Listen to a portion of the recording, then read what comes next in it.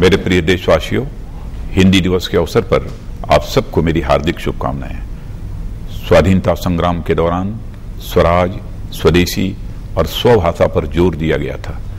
यह हमारा राष्ट्रीय मत था कि बिना स्वदेशी और स्वभाषा के स्वराज सार्थक सिद्ध नहीं हो सकता। हमारे तत्कालीन राष्ट्रीय नेताओं, विद्वानों, मनीषियों एवं महापुरुषों की यह दृढ़ अवधारणा थी कि कोई भी देश अपनी स्वाधीनता को अपनी भाषा के अभाव में मौलिक रूप से परिभाषित नहीं कर सकता। हमें भारत में एक राष्ट्र की भावना सुदृढ़ करनी है तो एक संपर्क भाषा का होना भी नितांत आवश्यक है। इस प्रकार हिंदी को राष्ट्रीय स्वाभिमान का अंग एवं प्रेरणा स्रोत के रूप में सर्वाधिक उपयुक्त समझते हुए भारतीय संविधान सभा द्वारा 14 सितंबर 1949 को हिंदी को भारत संघ की राजभाषा के रूप में अंगीकार किया गया।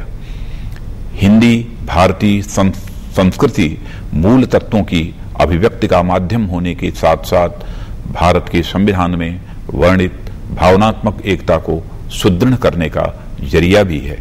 यह भाषा देश की एकता और अखंडता को बढ़ावा देने में भी सहायक रही है। 26 जनवरी 1950 में लागू भारतीय संविधान के अनुच्छेद 343(1) के अनुसार संघ सरकार की राजभाषा हिंदी होगी एवं इसकी लिपि देवनागरी होगी। संविधान के अनुच्छेद 351 के अनुसार संघ सरकार को यह दायित्व सौंपा गया कि वह भारत की सामाजिक, सांस्कृतिक तत्वों तथा अन्य भारतीय भाषाओं के रूप, शैली और पदावली को आत्मसात करते हुए इसका प्रचार, प्रसार एवं अभिवृद्धि सुनिश्चित करे। विश्व के सभी प्रमुख विकसित और विकासशील देश अपनी अपनी भाषाओं में ही अपना सरकारी कामकाज करके समृद्ध और उन्नत हुए हैं।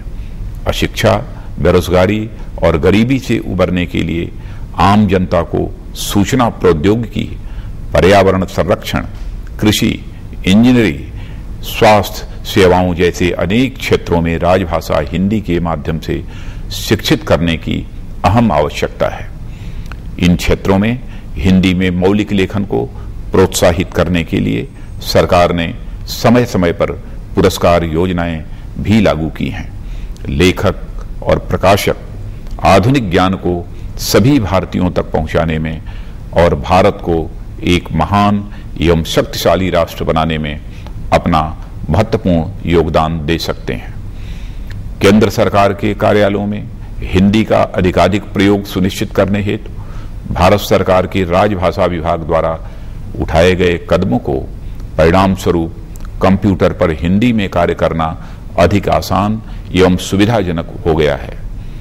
इसी क्रम में राजभाषा विभाग द्वारा वेब आधारित सूचना प्रबंधन प्रणाली विकसित की गई है, जिससे भारत सरकार के सभी कार्यालयों में हिंदी के उत्तरोत्तर प्रयोग से संबंधित तिमाही प्रगति रिपोर्ट तथा अन्य रिपोर्ट राज्य भाषा विभाग को त्वरित गति से भिजवाना आसान हो गया है। सरकारी कामकाज अधिक से अधिक हिंदी में करने के लिए यह भी आवश्यक है कि भाषा को सरल एवं सहज बनाया जाए ताकि यह सभी के लिए बोधगम्य हो तथा इसका प्रयोग बहुआयामी हो सके। मैं केंद्र सरकार के अंतर्गत सभी अधिकारियों एवं कर्मचारियों से आग्रह करता हूं कि वे अपने कार्यालयों में राजभाषा विभाग, गृह मंत्रालय द्वारा जारी वार्षिक कार्यक्रम में निर्धारित लक्ष्यों को प्राप्त करने हेतु सार्थक एवं सतत प्रयास करें। मैं अपील करता हूं कि इस संबंध में भेजी जाने वाली हिंदी की तिमाही प्रगति रिपोर्टों में वास्तविक और तथ्यपरक आंकड़े एवं सूचनाएं ही दी जाएं। संघ की राजभाषा नीति का आधार सद्भावना, प्रेरणा एवं प्रोत्साहन है, किंतु संबंधित अनुदेशों का अनुपालन उसी प्रकार दृढ़तापूर्वक किया जाना चाहिए जिस प्रकार अन्य सरकारी अनुदेशों का अनुपालन किया जाता है। आइए हिंदी दिवस के शुभ अवसर पर हम यह दृढ़ संकल्प लें कि हम सभी अपना अधिकाधिक कार्य पूरे उत्साह, लगन और गर्व के साथ राजभाषा हिंदी में करेंगे।